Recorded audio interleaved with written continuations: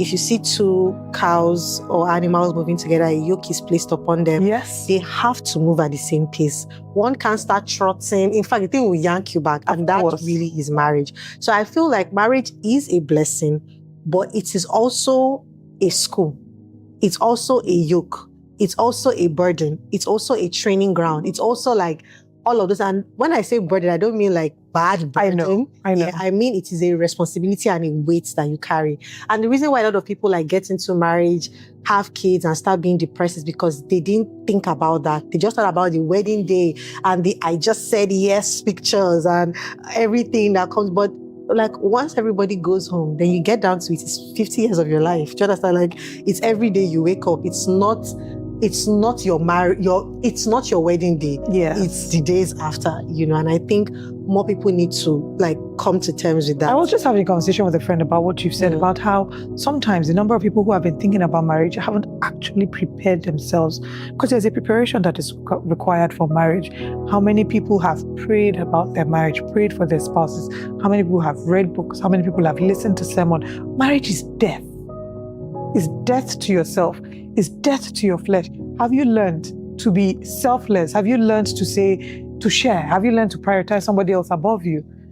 For being single now, I'm like, I like my space, which is very interesting because outside I'm very extroverted and bubbly. I like to be indoors a lot. In marriage, what happens when you marry someone that likes to go outside a lot? You can't just think about, this is how I like to do my things. You have to consider the other person. Marriage is a journey of constantly preferring somebody else above you. That's so good. According to scripture, if you want to do marriage God's way. So a number of people are just daydreaming because it looks fancy on Instagram. You read cute vows, but the actual execution of those vows, that's where the work is. There just has to be this mindset that you have, which is, I'm not going to focus on what the other person can bring into my life. I'm going to focus on what I can bring into that. And that is the hardest thing ever. How can I outserve you? Exactly. That is the only way marriage works. Like I keep saying it, like my husband is so kind to me.